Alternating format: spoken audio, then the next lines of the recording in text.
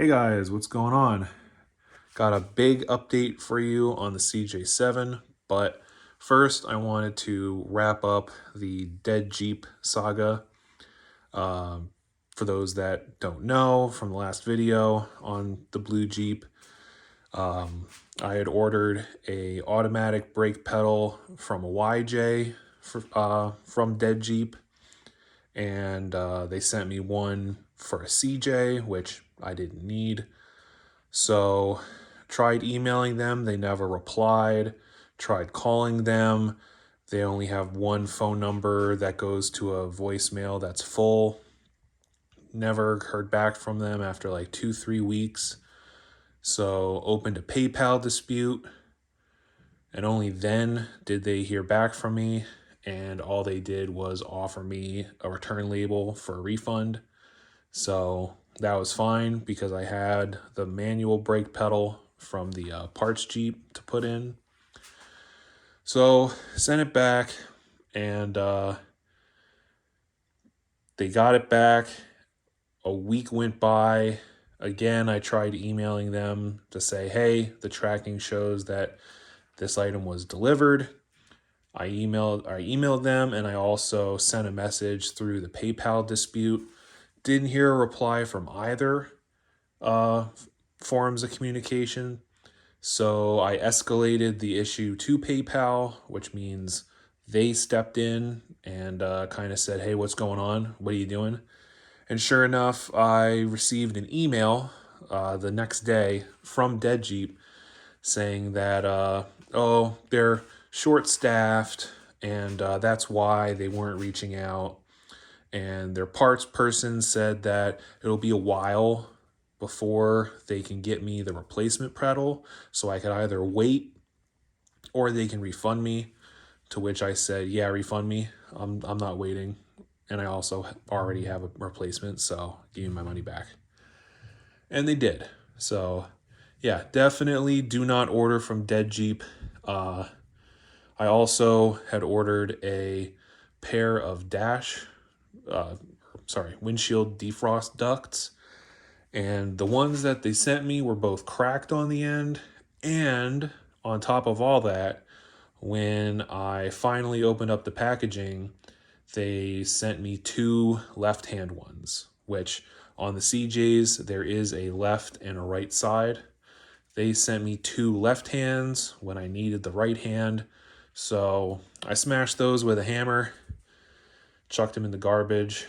Luckily, the parts CJ had a really good right side defrost duct. The only issue that it has is the duct is warped. Let me see if I have them chilling here where I can show you.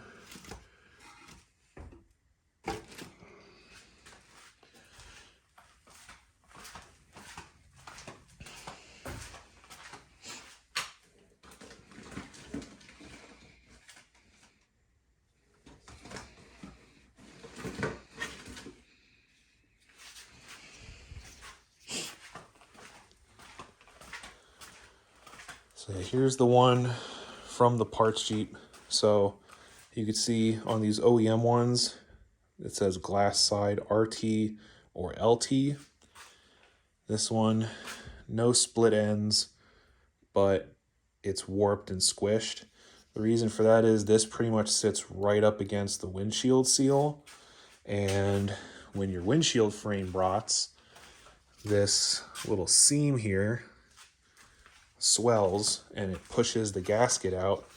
And so you've got the hot air coming in from the defrost with the pressure of the windshield seal, and it causes them to deform. So I'm going to try simply, carefully heating it back up with a heat gun and trying to kind of form it back into shape. We'll see how it goes. But yeah, so Dead Jeep, don't buy from them. Just steer clear. But on to the update. First and foremost, wheels and tires. Found these on Marketplace for $250. It's a set of 4, I believe they're US wheels. US mag, US something. But they look very, very close to the original style. Not exact, but who cares? These are 15 by 10s, which is what I wanted to have on here. I was going to buy the new version of the wheels that were on here, but, you know, a set of 5 brand new rims, you're looking at over $2,000. On top of new tires, you're looking at $2,000. So 4 wheels essentially for $250 that are in good condition, can't beat it. The tires, they're junk. One, they're Super Swampers, which I may or may not run. I was thinking more Mud Grapplers, but I'll have to see how it plays out. I really, really want on this Jeep with the CJs, to me, you know how fat these front fenders are. They look really good with fat wheels, especially big fat wheels. So I'm looking at either 35 by 14 and a halves or 33 by 13 and a half Nitto Mud Grapplers. They, besides these Super Swampers, they have a really, you know, nice knobby tread pattern to them. So these are 36 by 1250 Super Swampers, but they measure out to be about 35 inches tall. So this way I'll be able to see whether I can run 35s or if I'll have to go with 33s.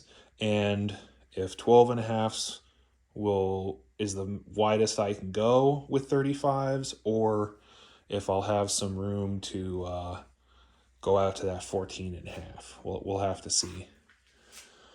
But yeah, all 4 of those, $250. So all I have to do, I'll have to buy the 5 tires, and I just have to buy 1 extra rim because they also still make these. I don't know how old these rims are, but they don't look that old to me. So that's a big score.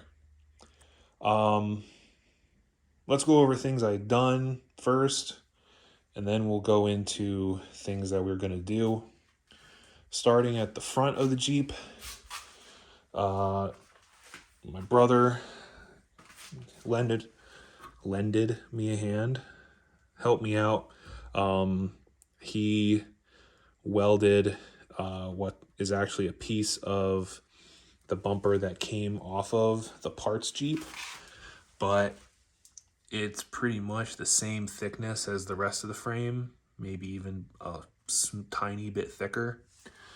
So before, the frame had been ripped, so, you know, it ripped along the bolt holes for the tow hook. So I had him, he cut it flush, squared it off, and then welded this piece of steel in there. Looks really good. He did a really good job. Looks like he got top and bottom welded, so very good job. Hit the front frame with some paint, and whenever I get the bumper and tow hook situation mocked up and everything, I still have all of these holes to go off of, even though this one's a little wallered out, but that's not a big deal. And then I'll be able to mark and drill the 2 holes for that guy.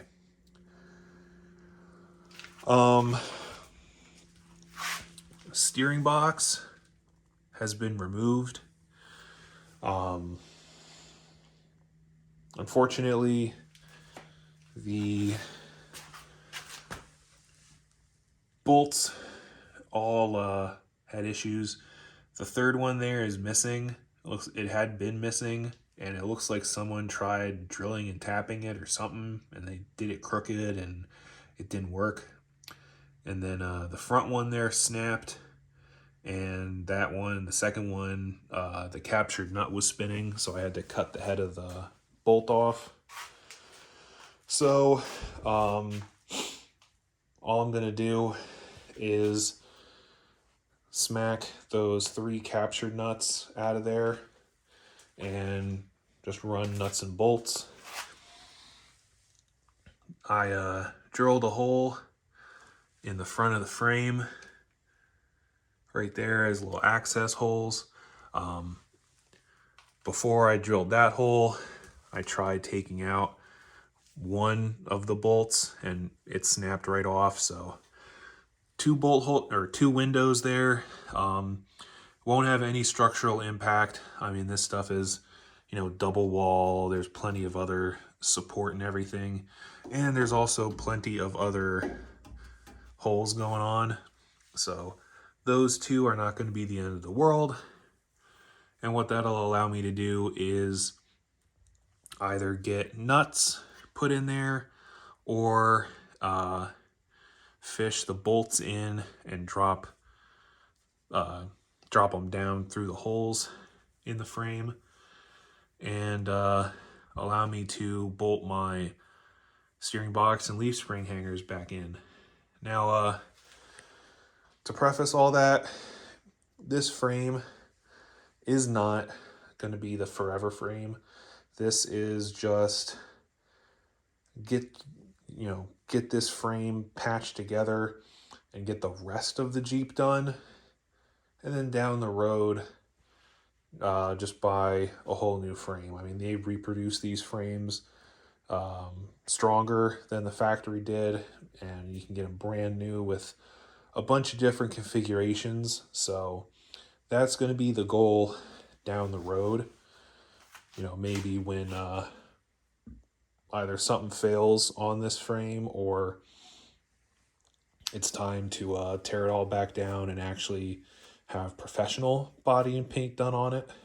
But for now, this will get us to where we're going. So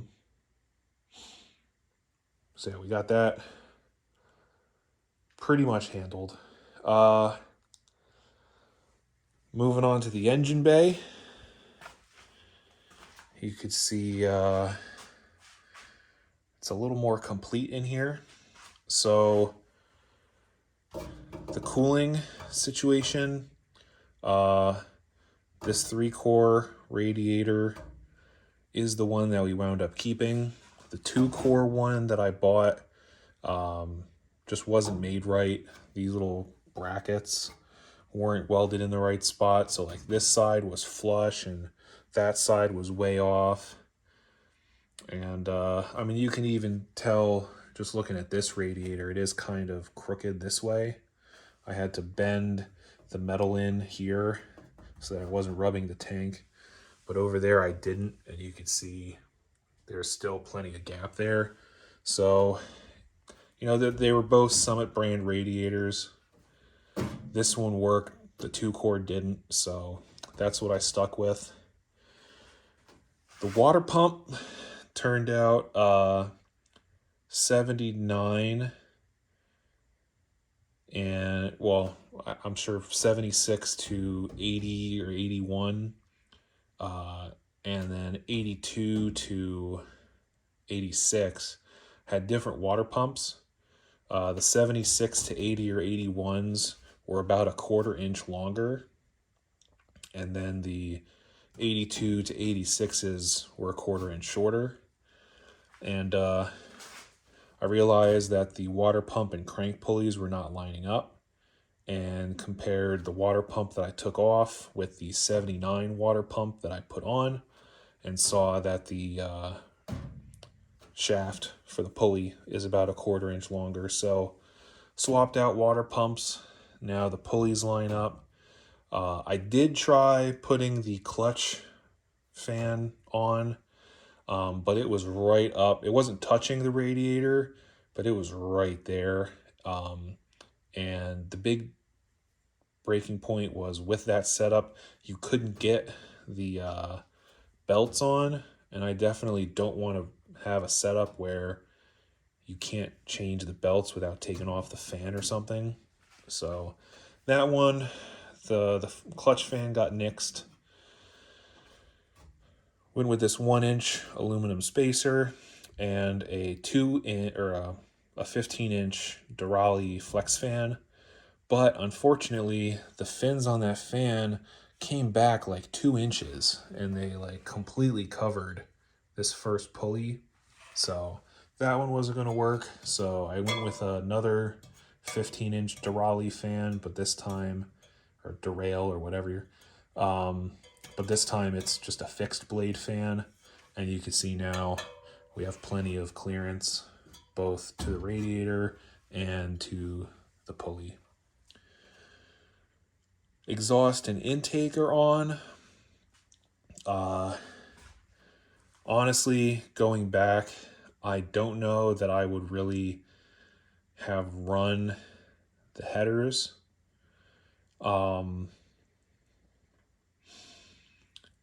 First of all, you don't get any manifold bolts or these special washers. You just get the spacers for the headers.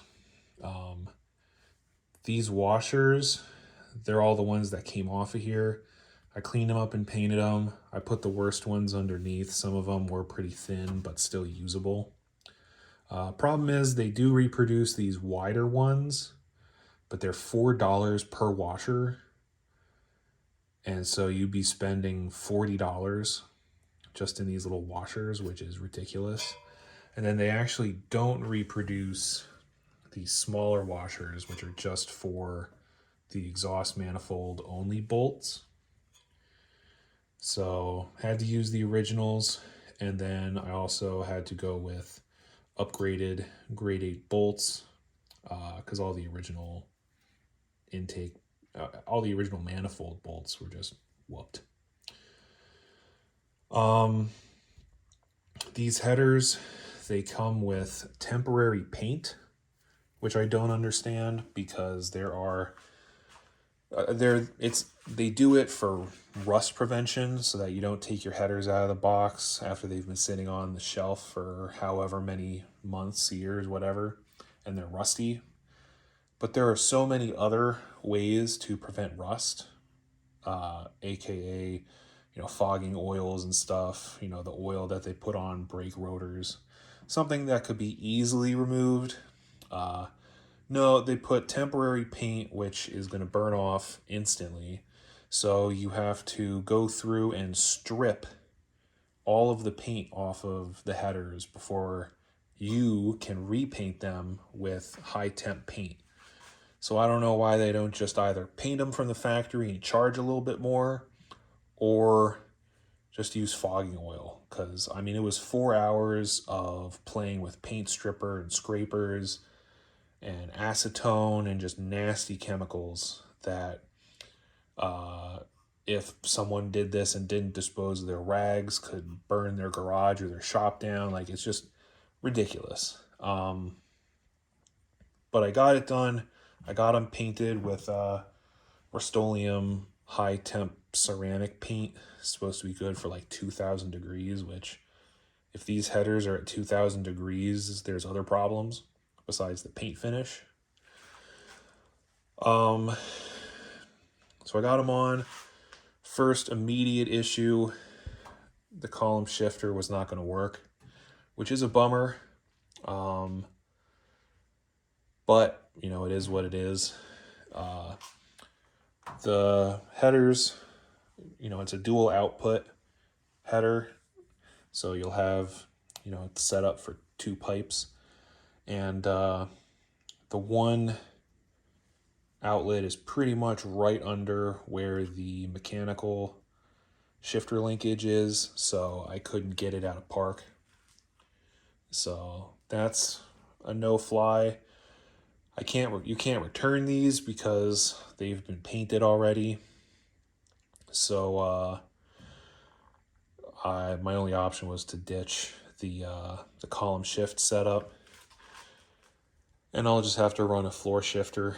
Not the end of the world. Again, honestly, even with that, I don't think that I regret the headers. I regret the work that I had to do to get them put in and working, but I think the outcome is going to be really good, because I've seen a lot of clips of these 4.2s with headers on them, and they sound like a V8, or at least they have a really good exhaust note to them. So I think, and the exhaust note for me is huge. So I think these headers are going to be worth it, even if I have to run a column shift column, but have a floor shifter on there. Obviously the intake manifold is back on, because both of those go on at the same time. Power steering bracket's on, carburetor's on. I didn't rebuild it. This carburetor ran this engine great the one time that I had it started. I fired up and it was just sitting there idling, no issues. So I did a little bit of a cleanup job, not the best, but I'm not sure how long this carburetor is going to last, because this idle air screw is stuck. The other one works, but that one does not want to turn. So we'll have to see. That one might not be long for this world. Otherwise, in the engine bay, nothing much else has changed or is new. Mirrors, got the mirrors put on there. They look pretty good. We have the wiper motor put in, and all the wiper linkage and the little covers for the wiper post access holes. So all that's back together. We have the wiper cover here. So when the windshield's down, you won't really be able to see the wiper motor. This one is for the 81, 82 and up, where they have the VIN tag here.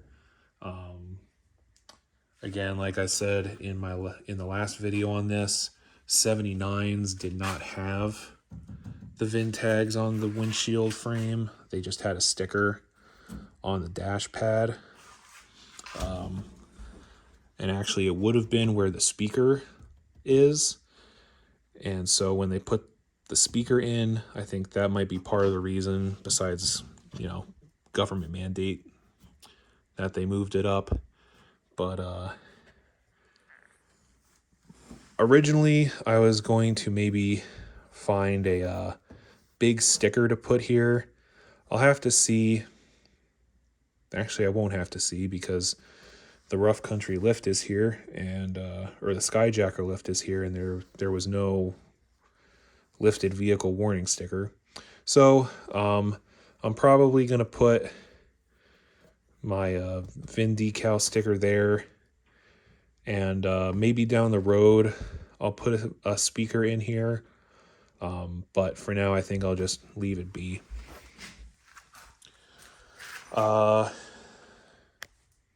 Doors we've already seen, front seats we've already seen. I did get the back seat swapped in, so the black rear seat is in the Jeep now, so that matches the front. And again, that black seat is in much better condition than the tan one was. Let me open the doors here. And we'll have to use the light, since, we got no light on this end of the garage. Emergency brake pedal I got installed. Again, this is also from the parts Jeep.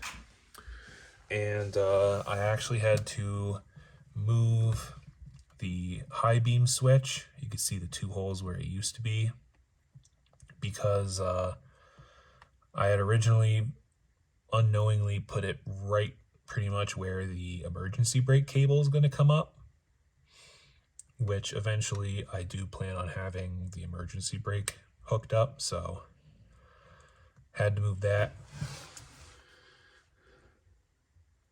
Manual brake pedal is put in. It wasn't, too bad of a swap.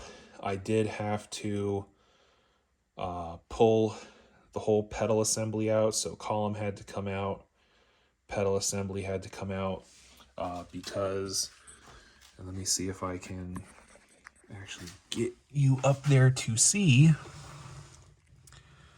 but you could see right behind that wire, that's one of the fresh air ducts from the heater system, and it's right next to where the nut is that you would have to remove in order to get the pedal pivot out of there. So there's no room to get to it in the car, so you gotta pull the whole assembly out. Again, wasn't too bad. I got it out, and the actual bracketry is all the same. The only difference is the brake pedal rod itself is bent slightly towards the back, and the actual rod going from the little pivot assembly on the firewall, that guy in there, going from that to the pedal is shorter. So got everything swapped out, everything's in, it fits great. You still have to lift your foot a little bit, but it's definitely usable, 1,000 times better than the other brake pedal. So that's really good. I got the Road Gear radio put in that was in the parts Jeep.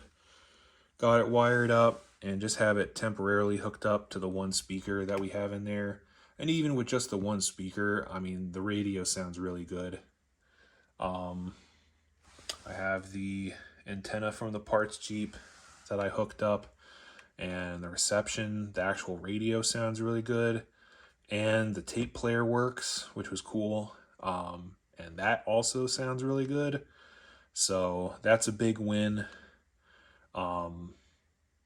That's almost worth the price of what I paid for the whole Jeep.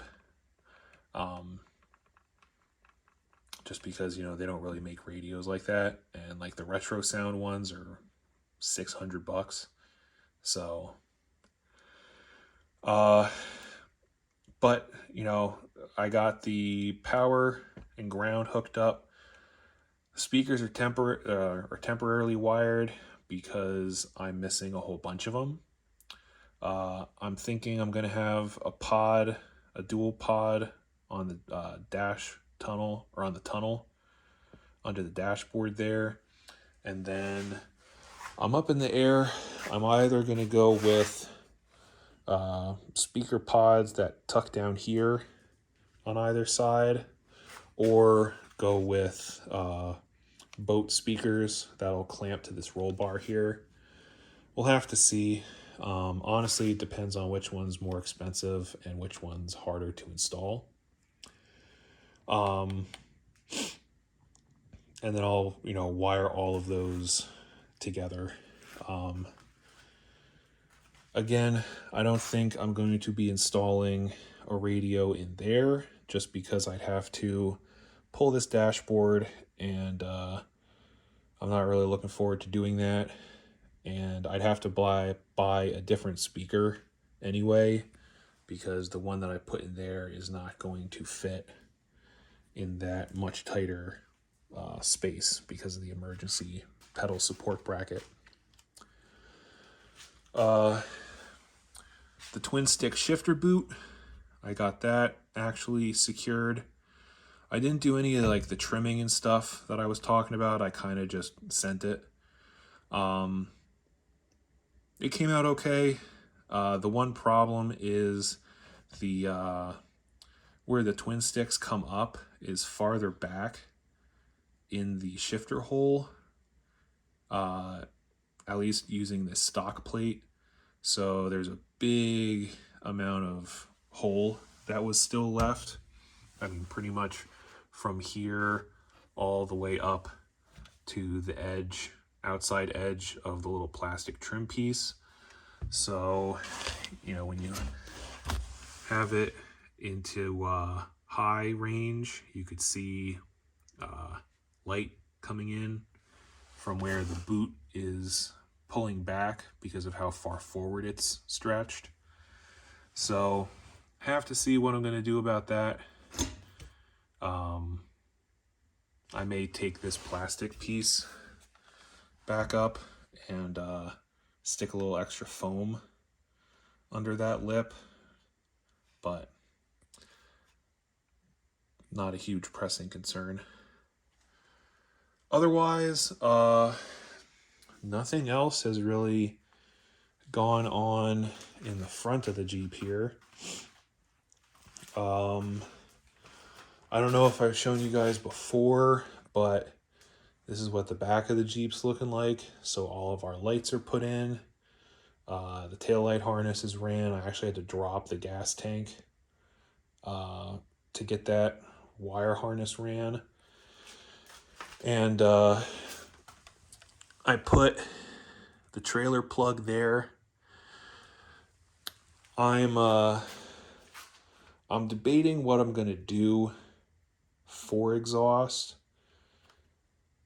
I'm not gonna have a pipe come out between the gas tank or the skid plate and the leaf spring hanger. But my thoughts are either have, it's just gonna be a 2.5 inch exhaust.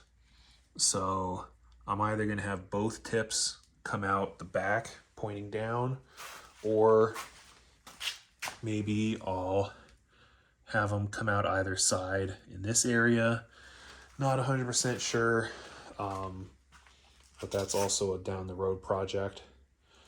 But since this area is where I plan on having exhaust, I wanted to have the trailer plug over here. Again, taillights are in.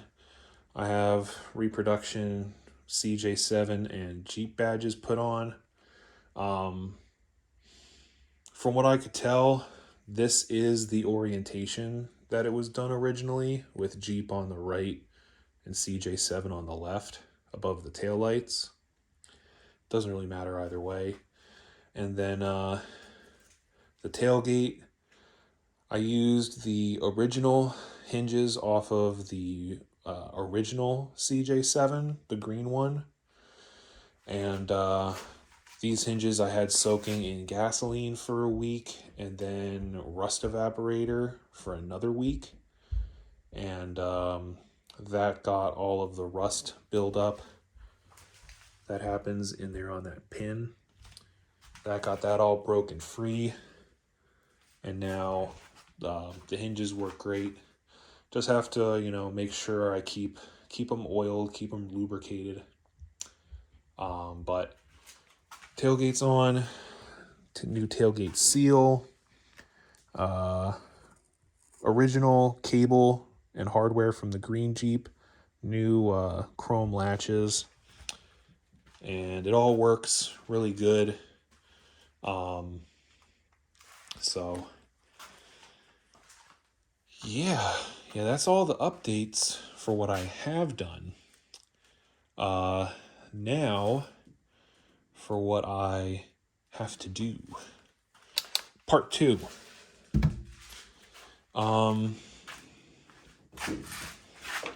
Which is getting to the exciting stuff, towards the end of the project stuff. So, here's our lift kit. It's a Skyjacker 4-inch lift. I did not go with rough country. I had one rough country lift on my square body K20, and I will never deal with them again. My brother had a rough country lift on his YJ, and the bushings were gone out of it within a year. So I had a Skyjacker lift on my green Jeep, and besides the Black Max shocks, the lift was great. So I gave Skyjacker another another chance to show its greatness on this guy. So 4-inch springs. It also came with Hydro, these Skyjacker Hydro 7000 shocks that should have the cool red boots. And then, new U-bolts. And actually, surprisingly, it came with the bushings, which in the picture, it didn't show or mention that it came with the leaf spring bushings. So that was really cool. And that's going to be about the third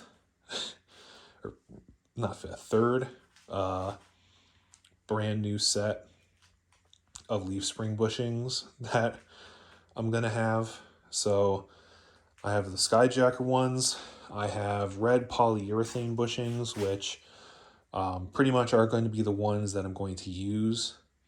And then I got Fishbone off-road heavy-duty greasable front shackles and rear shackles. And those also came with bushings. So I'm set on bushings. I'll have a couple sets of replacements. But yeah, so we have the lift kit. I previously ordered and already have all of the other components, the new eyelets that go on the frame for the shackles. Again, new front and rear shackles. Now we have the springs, we have the shocks. So pretty much our suspension is set.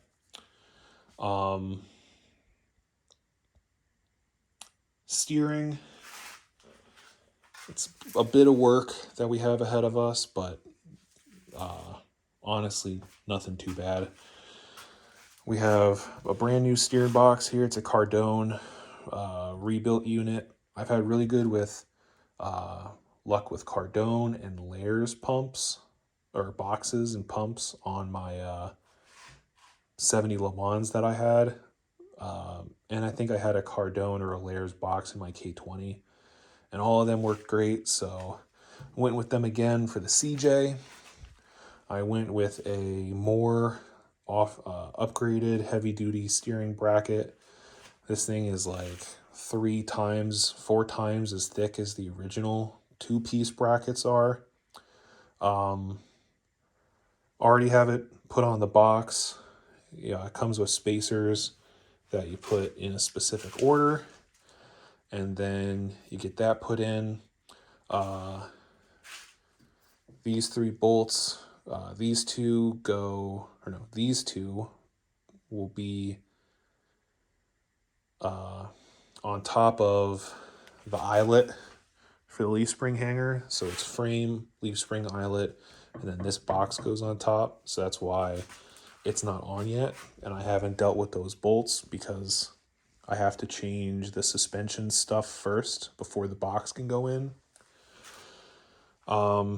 So we have that. So that's those two, and then the original bracket had a bend up here.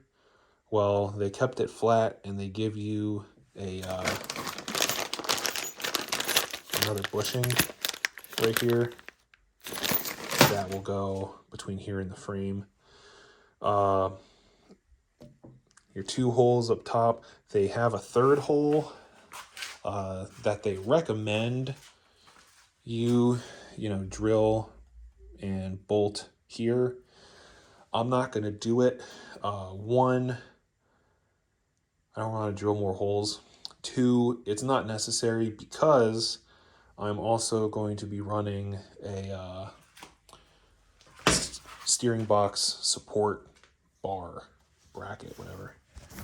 Just wipe you off. I'm noticing some smudgies.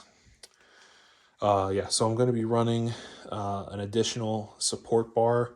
So I think the support bar will more than make up for the missing bolt hole. So, yeah, we got that set up. I have new power steering lines. And I'll probably loosely, like finger tight install the lines on the box and put everything in as one unit.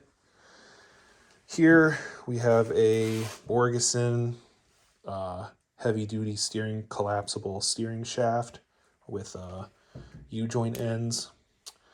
I was originally pissed off at this bracket, or this whatever I just called it, steering shaft, because of these ends. They're not exactly splined, and they're not the same setup as the originals.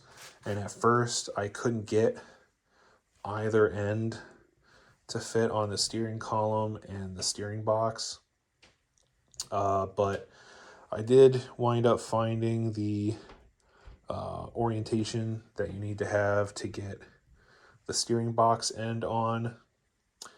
And unfortunately, I'm going to have to tear apart the steering column again because, you know, that other end, you know, it's new, the splines are nice and thick, and unfortunately, the splines that are on the original shaft here, let's see if I can get it to focus in on it. Yeah, you can see right there. I mean, they're messed up. A lot of them are rusted away and kind of deformed. So I could not get the other end to slide on. On top of that, when I was first reassembling the column, I wound up putting this end on the ground, and I was trying to push the lock spring in by hand because my lock spring tool broke. And I actually managed to collapse the internal slide mechanism. So from the factory, I think it's just some like wax or something that they pour in these holes, so that way normally it doesn't move, but if you get into an accident, the wax will break and this will collapse if this doesn't collapse all the way, or if this can't collapse anymore. So I wound up breaking that free. So now, you know, when I'm trying to slide it on, it's collapsing and this shaft is going back up into the column. So I ordered this one off of eBay. Wasn't too expensive, and it is for a tilt steering column. So you could see it has the tilt end on it. Whereas if it wasn't a tilt column, it would just be a straight shaft. So I got this one in, and I'm going to have to pretty much tear the steering column all the way back down to get to the point where I can slide this one out, or slide the old one out and slide the new one in. But I did confirm that the steering box end, or the steering column end does slide onto these splines nicely, so we'll get that figured out. Now, the final piece of the puzzle with the engine and headers, or the intake and the headers, is going to be both this block-off plate and the throttle linkage and the Dodge TF999 rod. I don't know if it's a kickdown rod. I think on the Dodges, you know, this linkage moves a little arm on the transmission above the shifter arm that just kind of moves back and forth. So I'm sure it's a kickdown rod, but you know, as you, I'm assuming as you accelerate, it increases pressure in the transmission. So you need that hooked up. I know you definitely need it hooked up on the Dodges, I believe. But originally, the exhaust manifold and the intake manifold would be bolted together right here. Obviously, manifold's gone. This is unbolted, and this area underneath is open. I don't think it's a vacuum leak because I think it's mainly dealing with heating up the intake and something with the EGR here. Obviously, not dealing with the EGR, but I don't want to just leave that open. So I cut out, or my little brother hooked me up again, cut this plate out for me. I drilled the holes and got it to where it fits. And then, nut and bolt on the inboard side and the outboard side with the studs. I'm going to have these two nuts as a spacer. And then this bracket slides onto those studs, and we'll cinch it down. Now, the headers did need some clearancing. One, I actually had to smack it here to get the power steering bracket on.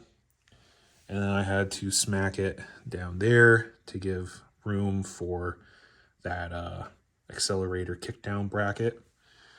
And then I smacked it, or I was smacking it a little bit right there for the rod, but the rod was just really hitting it, and I really didn't want to smack it a whole bunch.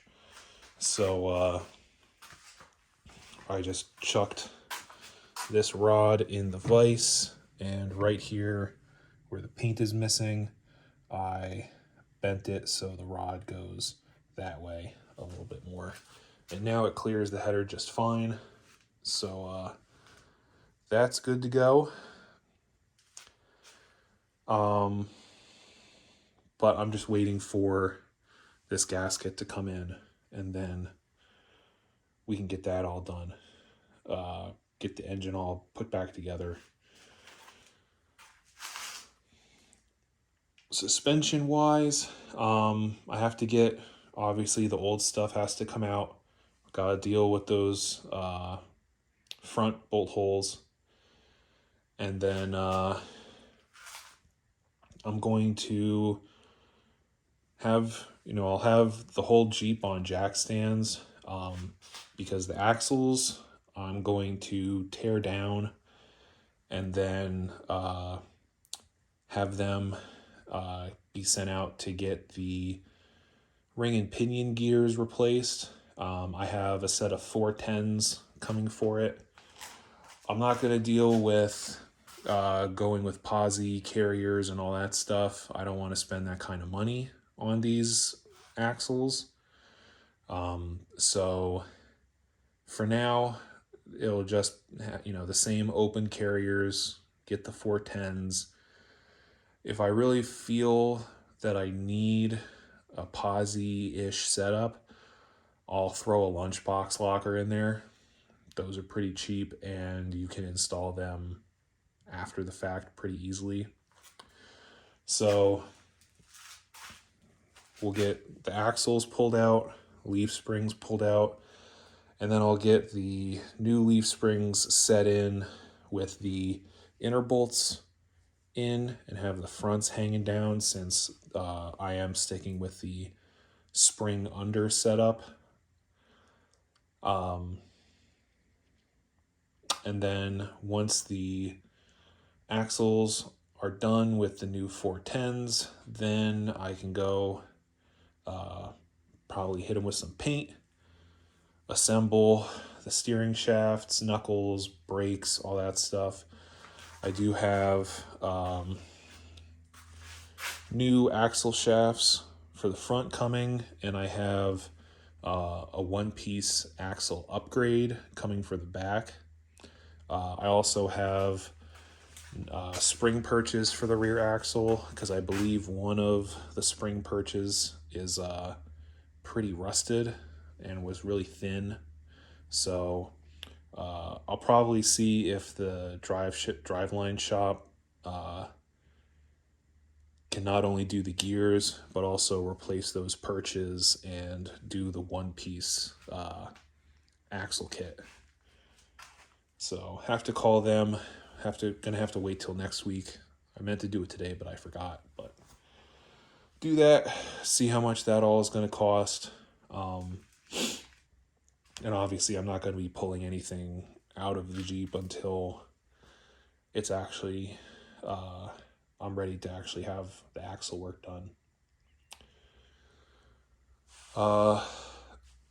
And then after that, suspension will be done. Half of our steering will be done. I have the power steering pump and pulley, everything ready to go in. I'll have the brakes all done. I'm waiting for my extended rubber brake lines. I got a kit that was supposed to have 2 fronts and the rear hose, but it looks like someone had swiped the rear hose and returned it. So it only had the 2 front hoses, so I had to send it back and they're going to replace it. So once those are in and all this stuff's done, our brakes will be done. Still have to deal with the heater hoses. Again, get all the pulleys set up. And then once the suspension is all done, axles are all back together and in, I can then look at what's going to work tire-wise. I can't do it now for 2 reasons. One, this isn't the suspension that I'm going to use, so I don't want to test it out now and think it's good, change the suspension, and all of a sudden it doesn't work. But also because these wheels will not turn side to side by hand. The only time that they would turn is when the steering box was hooked up to the steering wheel. So at least one of the ball joints is just seized in there. So gotta wait until I can get it to actually steer by hand, and then the suspension's replaced and we can jack it up, make sure all of the weight's on the suspension, and turn the wheels and see about fitment. Speaking of, this fender isn't staying. I have another one coming. I'm pretty sure these are all Cobra King parts except for the tub, but this fender just is not made correctly. The biggest issue is it's got a pretty significant, not even a dent, it's just like warped inwards. It's supposed to be flat. You can kind of see, the outward angle that it's on. And it's not a dent, it's not deformed. You look at the wheel well in here, and the wheel well isn't any farther over than the other side. So when they just didn't make this fender right. You can also look up here, and you can kind of see how this lip for the fender is kind of thin and bent out. But you look at the passenger side, and it's bent in more and rolled better. And it's not like the whole fender's kinked, because this swoop is the same as the other swoop. So it's not like the whole fender's dented. It's just when they were assembling this area, they pushed it in more to get the metal to line up. So not going to work. Not something that I could easily repair, but something that would absolutely show up when I'm trying to put the flares on. So like I said, I have a new replacement fender coming. So in the spring, when it starts getting warm out again, I'll have to paint the replacement fender, and then this one can be a wall hanger, or it can just get thrown out. But yeah, I'm not. That's 55 minutes. All right, well, I'm not going to ramble much more. We got a lot of work ahead of us, but a lot of work that is going to take time to complete. So I guess I'll see you guys whenever I see you. Today's the day before Thanksgiving, so have a great Thanksgiving, and I'll catch you guys on the next one.